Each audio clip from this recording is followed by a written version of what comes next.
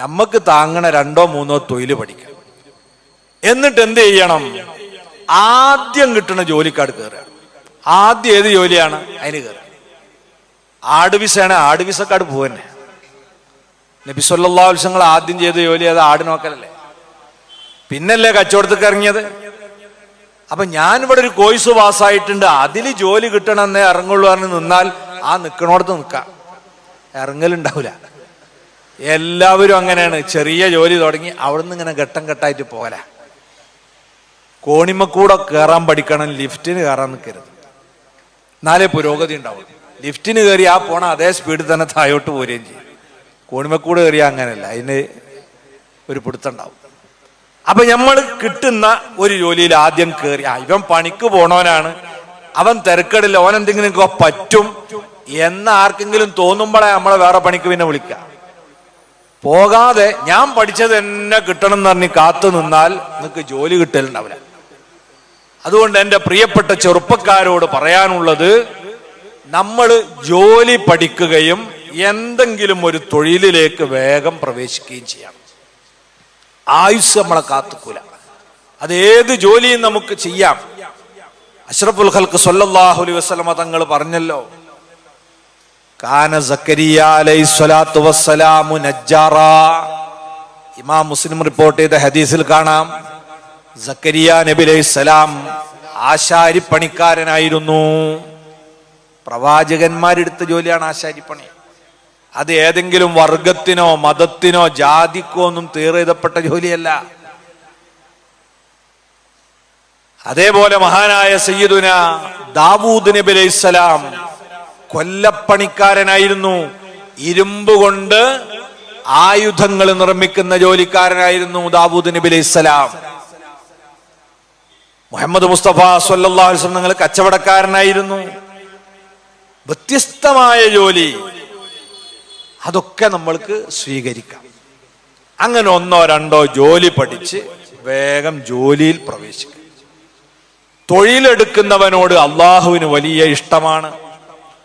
അഷ്റഫുൽ ഖൽഖ് സ്വല്ലല്ലാഹു അലൈഹി വസല്ലം തങ്ങൾ പറഞ്ഞു, ഇന്നല്ലാഹ യുഹിബ്ബുൽ മുഅ്മിനൽ മുഹ്തരിഫാ. അല്ലാഹു സുബ്ഹാനഹു വ തആല ജോലി ചെയ്യുന്ന വിശ്വാസിയെ ഇഷ്ടപ്പെടുന്നു. ഒക്കെ നമ്മൾ വിശ്വസിക്കുന്ന പടച്ചോൻ തൊഴിലാളികളെ പ്രിയം വെക്കുന്ന പടച്ചോനാണ്. ജോലി ചെയ്യുന്നവരോട് വലിയ ഇഷ്ടമുള്ള ആളാ നമ്മളെ റബ്ബ്. പണിക്ക് പോകാത്തവനോട് പടച്ചോന് താല്പര്യമില്ല. അതുകൊണ്ട് ജോലി ചെയ്യണം. ഇനി പ്രായമൊക്കെ ആയാലും എന്തെങ്കിലും ഒരു ഏർപ്പാടുണ്ടാണ് എപ്പോഴും നല്ലതാ. നബി സല്ലല്ലാഹു അലൈഹി വസല്ലം തങ്ങൾ ഒരു മാതൃക പറഞ്ഞത് കാണാം, മാ അക്കല അഹദുൻ ത്വആമൻ ഖത്തു ഖൈറൻ മിൻ അൻ യഅകുല മിൻ അമലി യദൈഹി. ഒരാളും സ്വന്തം കൈകൊണ്ട് ഉപജീവനം നയിക്കുന്നതിനേക്കാൾ മെച്ചപ്പെട്ട ഒരു ജീവിതം ആരും നയിച്ചിട്ടില്ല. സ്വന്തം കൈകൊണ്ട് അധ്വാനിച്ച് ആഹാരം കഴിക്കുന്നതിനേക്കാൾ മുന്തിയ ഒരു ഭക്ഷണവും ഒരാളും കഴിച്ചിട്ടില്ല. എപ്പോഴും സ്വന്തം അധ്വാനത്തിന്റെ ഫലത്തിൽ ജീവിക്കാനാ നമ്മൾ ശ്രദ്ധിക്കേണ്ടത്. എന്നിട്ടൊരു മാതൃകാ പുരുഷൻ അവിടുന്ന് അവതരിപ്പിക്കുന്നു, ഫഇന്ന നബിയല്ലാഹി ദാവൂദ് അലൈഹിസ്സലാം കാന യഅകുലു മിൻ അമലി യദൈഹി. അല്ലാഹുവിന്റെ ദൂതരായ ദാവൂദ് നബി അലൈഹിസ്സലാത്തു വസ്സലാം സ്വന്തം കൈകൊണ്ട് അധ്വാനിച്ച് ജീവിക്കുന്ന ആളായിരുന്നു. ദാവൂദ് നബിയെ അങ്ങനെ പറയാൻ കാരണം എന്താ? ദാവൂദ് നബി അലൈഹിസ്സലാം സുലൈമാൻ നബി അലൈഹിസ്സലാമിന്റെ വാപ്പയാണ്. സുലൈമാൻ നബി അലൈഹിസ്സലാമോ ലോകം മുഴുവനും അടക്കി ഭരിച്ച രാജാവാണ്. അതിനു മുമ്പ് ദാവൂദ് നബി അലൈഹിസ്സലാമും ഒരു പ്രദേശം ഭരിച്ച രാജാവായിരുന്നു. മകൻ ലോകം അടക്കി വാഴുന്ന കാലത്ത് ആ മകന്റെ വാപ്പ രാവിലെ എഴുന്നേറ്റ് പണിക്ക് പോവാന്ന് പറഞ്ഞാൽ അത്ഭുതമല്ലേ അത്? അതുകൊണ്ടാണ് നബി സല്ലല്ലാഹു അലൈഹി വസല്ലം ആ മാതൃക അവതരിപ്പിച്ചത്. അപ്പൊ നമ്മളെ മക്കള് എത്ര വലിയ പണക്കാരാണെങ്കിലും വാപ്പാരെന്തിനെ ആശ്രയിക്കാൻ നിൽക്കരുത്. ആ മകന്റെ കാശ് വരുമല്ലോ എന്ന് ആശ്രയിച്ച് നിൽക്കരുത്. നമ്മളെ കാൽമ തന്നെ നിൽക്കുന്നതിനെ കുറിച്ച് ചിന്തിക്കുക പരമാവധി. എന്നാ മക്കളുള്ളത് വാങ്ങലും എടുക്കലും ചോദിക്കലും ഒക്കെ നമുക്ക് തെറ്റാണോ?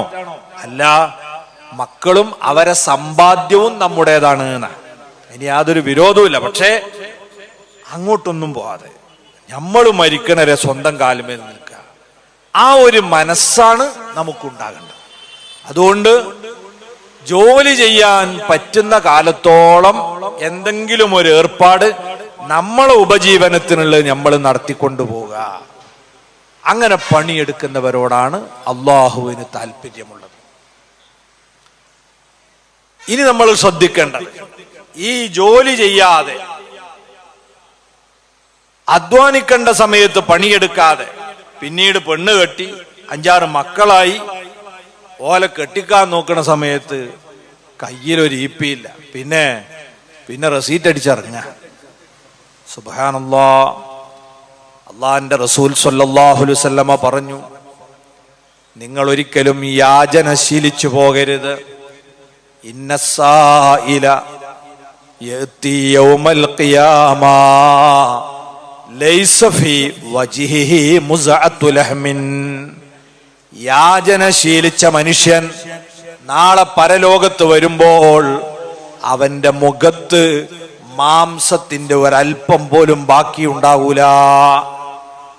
അക്ഷരാർത്ഥത്തിൽ മുഖം കെട്ടിട്ടാണ് അവൻ പരലോകത്ത് വരിക. ഈ യാചന ഒരു മുഖം കെട്ട പരിപാടിയാണല്ലോ. അത് ജീവിതത്തിന്റെ ഭാഗമാക്കുന്നവരെ അള്ളാഹു പരലോകത്ത് അങ്ങനെ കൊണ്ടുവരും. മുഖത്ത് അസ്ഥി മാത്രമേ ഉണ്ടാവുള്ളൂ. അള്ളാഹു നമ്മളെ കാത്തുരക്ഷിക്കട്ടെ. ഹലാലായ സമ്പത്ത് എന്ന് അള്ളാഹു നമ്മളെ അനുഗ്രഹിക്കുമാറാകട്ടെ. മുത്തുനബിന്റെ മുമ്പിൽ ഒരു ചെറുപ്പക്കാരൻ വന്നല്ലോ. നബി സല്ലല്ലാഹു അലൈഹി വസല്ലം തങ്ങള് ആര് വന്ന് എന്ത് ചോദിച്ചാലും അപ്പ കൊടുക്കണ ആളാ. അവിടുത്തെ ജീവിതത്തിൽ തരൂല എന്ന് പറയുന്ന ഒരു സ്വഭാവക്കാരനല്ല. എന്തു ചോദിച്ചാലും കൊടുക്കും. ഒരിക്കൽ ഒരു സ്വഹാബി, ഒരു വനിത, നബിതങ്ങളെ അങ്ങേയറ്റം പ്രിയം വെക്കുന്ന ഒരു ഉമ്മ മുത്തുനബിക്ക് ഒരു കമീസ് തുന്നിക്കൊടുത്തു. അന്നൊക്കെ തുന്നലാണ്, മെഷീനൊന്നുള്ള കാലല്ല. നബി സല്ലല്ലാഹു അലൈഹി വസല്ലം തങ്ങൾ അത് ധരിച്ചു നോക്കുമ്പോൾ നല്ല പാകം. ആ ഉമ്മന്റെ കണക്കൂട്ടലൊന്നും തെറ്റിയില്ല. നബിതങ്ങളെ കുറിച്ച് മനസ്സുകൊണ്ടാണ് വന്നിട്ട് അളവെടുത്തിട്ടൊന്നുമല്ലല്ലോ ഇപ്പൊ ഇത് ഉണ്ടാക്കണം. അന്ന് ജമാഅത്തിന് വന്നപ്പോ ആ കുപ്പായ ഇട്ടിട്ടാണ് നബി സല്ലല്ലാഹു അലൈഹി വസല്ലം തങ്ങൾ വന്നത്. സ്വഹാബത്തൊക്കെ നോക്കി അഭിപ്രായം പറഞ്ഞു, നല്ല ചേർച്ചുണ്ടില്ലേ, നല്ല ചൊർക്കുണ്ടില്ലേ എന്ന് ഇങ്ങനെ എല്ലാവരും അഭിപ്രായം പറഞ്ഞു. അത് പറഞ്ഞുകൊണ്ടിരിക്കണേന്റെ ഇടയിൽ സദസ്സെന്ന് ഒരാള്, നബിയെ ആ കുപ്പായ എനിക്ക് തരുമോന്ന് വെച്ചു. നിങ്ങൾ ആലോചിച്ചു. ആ സമയത്ത് സദസ്സ് മൊത്തം ഈ ആളൊരൊറ്റ നോട്ട. ചില ആൾക്കാർ കണ്ണുട്ടിച്ച് എന്ത് മനുഷ്യനടാ, നബിതങ്ങൾക്ക് ഇത്ര ഇഷ്ടപ്പെട്ട ഒരു കുപ്പായ അങ്ങനെ ചോദിക്കാൻ പാടുണ്ടോ? ആൾക്കാരിങ്ങനെ പല്ലെറുമ്പാണ്. നബി സല്ലല്ലാഹു അലൈഹി വസല്ലം മുഖത്തിന് ഒരു ഭാവമാറ്റമില്ല. അവിടുന്ന് നേരെ റൂമിൽ പോയി ആ കുപ്പായ അയച്ച് നല്ല വൃത്തിയിൽ മടക്കി നബിതങ്ങളുടെ പഴയ കുപ്പായം തന്നെ ഇട്ട് ഇത് കൊണ്ടുവന്ന് സന്തോഷത്തോടെ അയാളെ കയ്യിലാട് വെച്ചു. അപ്പൊ ആ സഹോദരൻ ആ സദസ്സിനോട് പറഞ്ഞു, പ്രിയപ്പെട്ടവരെ, ഞാൻ ഈ കുപ്പായം ചോദിച്ചു വാങ്ങിയത് എന്തിനാന്ന് നിങ്ങൾക്കറിയോ? നാളെ മുതൽക്ക് ഇത് നിങ്ങളെ മുമ്പിലൂടെ ധരിച്ചിട്ട് ഇങ്ങനെ ചെത്തി മിന്നി നടക്കാനല്ല. അഷ്റഫുൽ ഖൽഖ് മുഹമ്മദ് മുസ്തഫ സ്വല്ലല്ലാഹു അലൈഹി വസല്ലം റഹ്മത്തുൽ ലിൽ ആലമീനായ പുന്നാര നബി തങ്ങളുടെ ശരീരം സ്പർശിച്ച ഈ കുപ്പായം ഞാൻ വാങ്ങി വെക്കുന്നത് നാളെ ഞാൻ മരണപ്പെട്ട് കഴിഞ്ഞാൽ എന്നെ കഫംപുടവയിൽ പൊതിയുന്ന സമയത്ത് എന്റെ ശരീരത്തോട് ചേർത്ത് വെക്കാൻ മുത്തുനബിയുടെ ശരീരം തൊട്ട ഒരു കുപ്പായം കിട്ടുമല്ലോ എന്ന സന്തോഷത്തിലാണ്. അല്ലാതെ ഇതിട്ട് ഇങ്ങനെ നാട്ടിൽ കൂടെ ഉഷാറായി നടക്കാനല്ല. നബി സല്ലല്ലാഹു അലൈഹി വസല്ലം നിങ്ങൾക്ക് അത് അറിയാം. അതുകൊണ്ട് തന്നെ ആ സ്വഹാബിക്ക് അത് കൊടുക്കണത് ബറക്കത്തിന് വേണ്ടി കൊടുത്തതാ. സ്വഹാബാക്കളൊക്കെ വിശ്വാസം അതാണ്.